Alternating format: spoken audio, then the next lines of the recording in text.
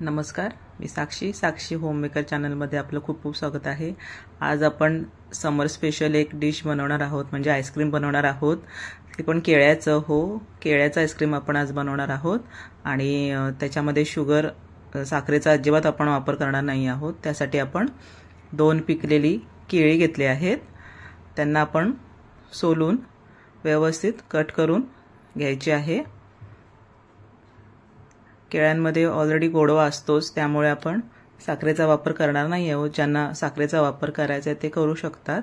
तर असे पीसेस करून आपण एका एअरटाइट कंटेनरमध्ये केळीचे सगळे पीसेस आपण व्यवस्थित भरून घेणार आहोत अशा पद्धतीने, आणि त्याला आपण आता कव्हर करून व्यवस्थित झाकण लावून घेणार आहोत। तर आता हे झालेलं आहे आपलं लावून। आपण फ्रीजरला ठेवूया। फ्रीजरला ठेवायचं आहे 4 ते 5 तासांसाठी केळी आपण ठेवणार आहोत। 4 ते 5 तासानंतर तुम्ही बघू शकता केळी एकदम टेक्स्चर त्यांचं कडक झालेलं आहे, जसं बर्फ असतो तसं झालेलं आहे। तसंच आपण आता लगेचच ती काढल्यावरती एका मिक्सरमध्ये घेणार आहोत, मिक्सरच्या भांड्यामध्ये। त्यामध्ये आपण 2 चमचे कोको पावडर वापरणार आहोत। कोको पावडर नसेल तर तुम्ही डेअरी मिल्क, कॅडबरी तुमच्याकडे कुठलंही अवेलेबल असेल ते टाकू शकता। तसेच आपण इथे 2 चमचे पावडर घेतलेले आहे, मिल्क पावडर। त्यानंतर आपण त्याच्यामध्ये थोडंसं कोको पावडर वापरले आहे, त्यामुळे बॅलन्स करण्यासाठी कडवटपणा आपण त्याच्यामध्ये 2 चमचे मध घेणार आहोत। आता माझ्याकडे आहे हा इसेन्स, तो आहे व्हॅनिला फ्लेवरचा।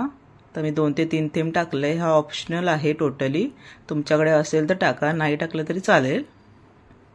आता आपण हे सगळं मिक्सरच्या भांड्यात टाकून सगळं व्यवस्थित मिक्स करून त्याला बारीक करून घेतलं आहे। बघा अशा पद्धतीचं टेक्स्चर आलं पाहिजे, घट्टसरपणा पाहिजे याला। तुम्ही दुधाचा, मिल्क पावडर नसेल तर दुधाचा वापर करू शकता इथे। आता आपण हे एका एअरटाइट कंटेनरमध्ये काढून घ्यायचे, पोर करून घ्यायचे सगळं मिक्सचर। आणि मी अशा पद्धतीने कव्हर केलंय, म्हणजे त्याला आपण प्लास्टिकचा एक पातळ पेपर ठेवून त्यानंतर आपण तो लावून घेणार आहोत डब्बा। कारण कसं काय, आपण जर ते तसं केलं तर त्याला जे आईस क्रिस्टल्स येतात ते वरती जमा होणार नाहीत आईस्क्रीमच्या, आणि मऊसरपणा राहील त्याला।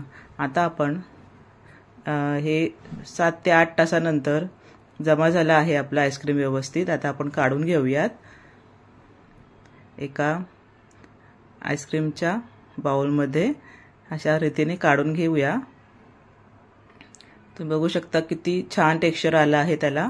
तुम्ही कशाच्याही टॉपिंग्स तुम्ही वापरू शकता, जसं की माझ्याकडे आता व्हाईट चॉकलेट होतं, टुटी फ्रुटी होती घरी, तर ती मी इथे वापरले आहे। तुम्ही तुमच्याकडे कुठलेही टॉपिंग्स असतील तर ते, चॉकलेट सिरप असेल तर तुम्ही चॉकलेट सिरपचा पण वापर करू शकता। तसेच जर कॅडबरी असेल तर कॅडबरीचे पीसेस करून त्याच्यावरती तुम्ही टॉपिंग्स म्हणून वापरू शकता। आता ड्रायफ्रूट वगैरे असेल ते लावू शकता। मी थोडे काजू लावले आहेत। ड्रायफ्रूटचा वापर करा तुम्ही आणि एन्जॉय करा ह्या समर सीझनमध्ये छान असं आईस्क्रीम। घरच्या घरी अवेलेबल असलेल्या वस्तूंपासून हे आपलं सगळं तयार झालं आहे आईस्क्रीम। तर तुम्हाला ही रेसिपी कशी वाटली ते मला नक्की कमेंटमध्ये सांगा।